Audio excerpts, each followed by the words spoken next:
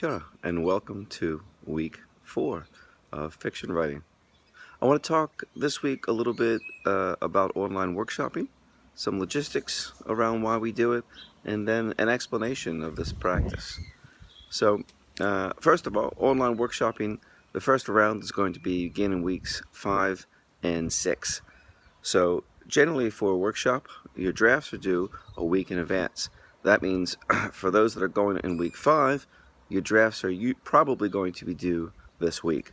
But check in with your tutor in your own tutorial space to see if that's true. Confirm that date. And for those that are going to be workshopping in week 6, the drafts will be due in week 5. The reason for this drafts being due a week in advance, of course, is so that everyone can read the drafts. The idea being that when you come to workshop, when you log into Zoom, when you log into Skype, whatever session you're using, you're going to have read these stories of your peers, and you're going to be ready to talk about them and ready to discuss them. So that's why drafts are always due in advance. And then just to clarify, the final drafts of these stories, so workshop stories are never graded, and the final drafts are going to be due in the assignment Dropbox a week later. So the whole process takes a couple weeks. They're due a week before workshopping, you have your workshop, and then final drafts are due a week later. If you have any questions about that, please post them in the forum. So that's the logistics, but why do we do it? Why do we do this strange practice called workshopping?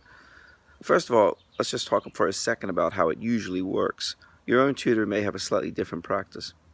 But generally, for a workshop, the author of the story just listens. And the other people in the workshop, including the facilitator or the tutor, talk a little bit about their fiction, why they think it's working, how they think it's working, where they think it could be better, what they think it's trying to do.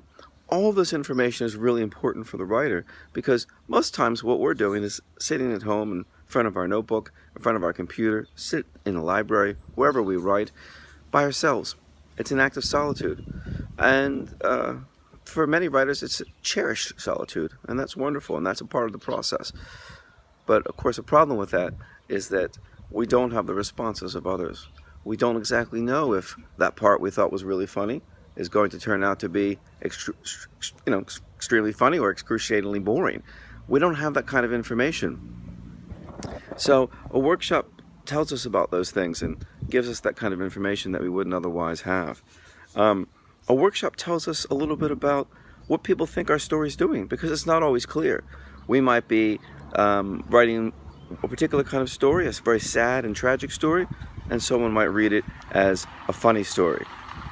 So a workshop gives us that kind of information, tells us about a story from the outside, which for us as writers is really invaluable information. So that's why we do this funny thing called workshopping.